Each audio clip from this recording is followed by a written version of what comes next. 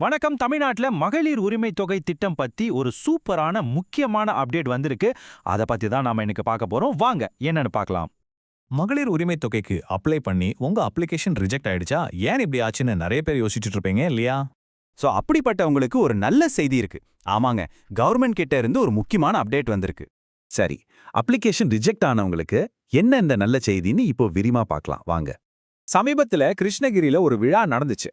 அங்க உணவுத்துறை அமைச்சர் சக்கரபாணி ஒரு சூப்பரான விஷயத்த சொல்லியிருக்காரு. அவர் என்ன சொன்னாருன்னா, தகுதி இருந்தும் யாருக்கெல்லாம் கிடைக்கலையோ அவங்கெல்லாம் அப்பீல் பண்ணலாம். அப்படி அப்பீல் பண்றவங்களோட மனுக்களை பரிசீலனை பண்ணி தகுதி இருந்தா கண்டிப்பா திட்டத்துல சேர்த்துக்குவோன்னு சொல்லியிருக்கார். அப்போ எப்படி அப்பீல் பண்றது?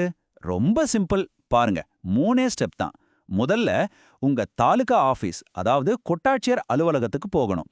அங்க போய் மறுபரிசீலனை செய்ய சொல்லி ஒரு புது மனு கொடுக்கணும். அதுக்கப்புறம் உங்க மனுவை அவங்க பரிசீலனை பண்ற வரைக்கும் காத்திருக்கணும். அவ்வளோவாங்க. சரி, அப்பீல் பண்ற ப்ராசஸ் பத்தி பார்த்துட்டோம். ஆனா எதுக்காக இவ்ளோ பேர் இந்த திட்டத்துல சேரணும்னு ஆசைப்படுறாங்க? இந்த திட்டம் எந்த அளவுக்கு ஒரு பெரிய திட்டம்னு இப்ப நாம பார்க்கலாம். இந்த திட்டம் ஆரம்பிச்சப்போ முதல் கட்டத்திலேயே 1.13 கோடி, ஆமாங்க 1.13 கோடி பெண்களுக்கு மாசம் இந்த உதவித்தொகை கொடுக்கப்பட்டிருக்கு. சும்மா யோசிச்சு பாருங்க, எவ்வளவு பெரிய ஒரு எண்ணிக்கை இது. அது மட்டும் இல்ல, 2வது கட்டமா இன்னும் ஒரு 17 லட்சம் பேரையும் இந்த திட்டத்துல சேர்த்திருக்காங்க. இப்ப மொத்தமா பாத்தீங்கன்னா 1,30,00,000 பெண்கள். ஆமாங்க, 1.30 கோடி பெண்கள் மாசம் 1000 ரூபாய் உரிமை தொகையை நேரடியா அவங்க பேங்க் அக்கவுண்ட்ல வாங்குறாங்க. இது தமிழ்நாட்டுல இருக்கிற லட்சக்கணக்கான குடும்பங்களுக்கு எவ்வளோ பெரிய உதவியா இருக்கும் இல்லையா? ஆனா விஷயம் இதோட முடியல. இந்த மகளிர் உரிமை தொகைங்கிறது ஒரு தனிப்பட்ட திட்டம் கிடையாது. இது அரசாங்கத்தோட பல நலத்திட்டங்கள்ல ஒண்ணுதான். வேற என்னென்ன திட்டங்கள் இருக்குன்னு ஒரு சின்ன உதாரணம் பார்க்கலாம் வாங்க. இப்ப பாருங்க, கிருஷ்ணகிரி மாவட்டத்தை மட்டும் ஒரு எக்ஸாம்பிளுக்கு எடுத்துக்கலாம். அங்க மட்டும் 85,000க்கும் மேற்பட்ட இலவச வீட்டுமனை பட்டா கொடுத்திருக்காங்க. 13,000 பேருக்கு திருமண உதவித்தொகையா 46 கோடி ரூபாய்க்கு மேல கொடுத்திருக்காங்க. தாலிக்கு தங்கம் திட்டம் இருக்கு. அதோட பெண்கள் இலவசமா பஸ்ல பயணம் பண்ற திட்டம் மூலமா இதுவரைக்கும் 21 கோடிக்கும் அதிகமான பயணங்கள் நடந்திருக்கு. இது எல்லாம் சேர்ந்த ஒரு பெரிய நலத்திட்டத்தோட ஒரு பகுதி தான் இந்த உரிமை தொகை.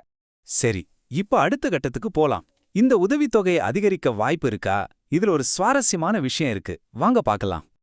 இப்போ மாசம் 1000 ரூபாய் கொடுக்கறாங்க இல்லையா? இத 1500 ரூபாயா, அதாவது 50% அதிகமாக்குறது பத்தி ஒரு பேச்சுவார்த்தை போயிட்டு இருக்கிறதா சொல்றாங்க. இத முதலமைச்சரே ஆரம்பிச்சு வச்ச ஒரு விவாதம்னு கூட பேசிக்கிறாங்க. ஆனா இதுல ஒரு முக்கியமான விஷயத்தை நாம கவனிக்கணும்.